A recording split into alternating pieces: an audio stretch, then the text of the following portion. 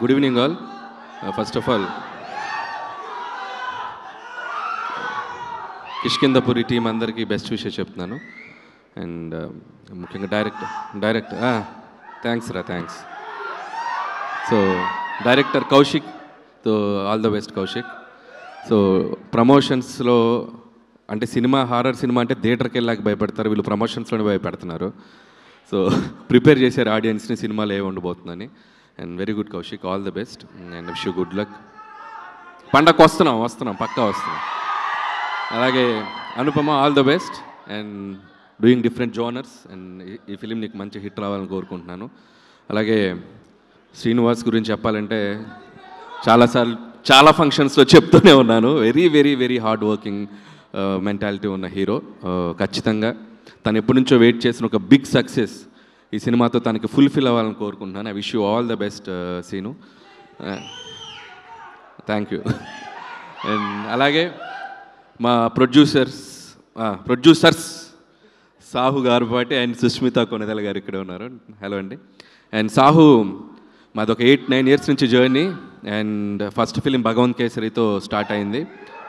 So first ఫిల్మే మాకు లైఫ్లో ఒక మెమరబుల్గా అయింది. అండ్ నౌ నెక్స్ట్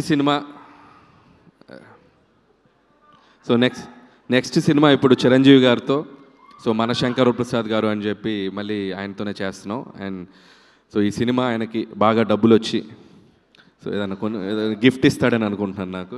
సో మా సినిమా రిలీజ్ అయ్యి సక్సెస్ అయ్యే ముందే ఈ సినిమా డబ్బులతో నాకు ఒక మంచి గిఫ్ట్ ఇస్తాడని అనుకుంటున్నాను.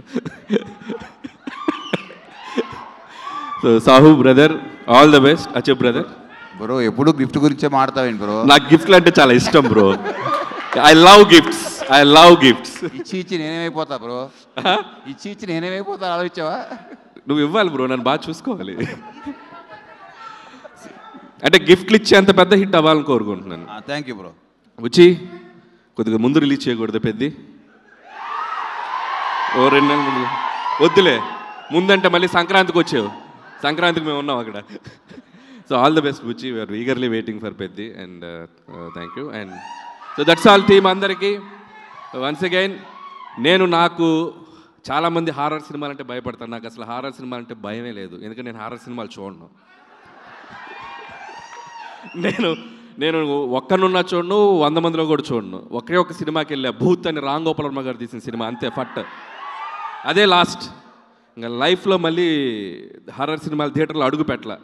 ఖచ్చితంగా ఇది చూడకూడదు అనుకుంటున్నాను, కానీ సాహు కల్లోకి వచ్చి ఒక డెవిల్ లాగా వచ్చి తీసుకెళ్తాడు అనుకుంటున్నాను నేను. సో సాహు కోసం ఈ సినిమా చూస్తా. So I'll try. సో మీరు చెప్పకనే చెప్పేశారు మీకు హారర్ సినిమాలు అంటే భయం అని. చాలా ఇష్టం, అందుకే చూడండి. ఇష్టం కాబట్టి చూడరు. అలాంటి ఇష్టాలు వేరే దేని మీదైనా ఉన్నాయా మీకు, అంటే భయాలు? అలాంటి ఇష్టాలా? వేరే భయాలు ఏమీ లేవా? వేరే భయాలు ఇంకా వేరే ఏం లేదు, ఇది ఒకటే. సో కిష్కిందపురి అయితే చూడబోతున్నారు మీరు? తప్పదు, చూడాలి. ఓకే. ఎందుకంటే మా హీరో. సరే గిఫ్ట్ ఇస్తానన్నాడుగా, చూద్దాం. ఇప్పుడు సడన్గా దయ్యం మీ ముందు ప్రత్యక్షం అయ్యింది అనుకోండి, నేను కాదు దయ్యం పాట పాడమని అడిగింది అనుకోండి, మీరు ఏ పాట పాడతారు? దయ్యం ప్రత్యక్షమే పాట పాడమంటే? దయ్యం ప్రత్యక్షమే పాట పాడమంటే? దయ్యం ప్రత్యక్షం అవ్వదు, అది తిరుగుతుంది అక్కడే పక్కన తిరుగుతుంటే. yes like this 2 ఆప్షన్స్ ఇస్తుంది దయ్యం. వెళ్ళిపోరాదా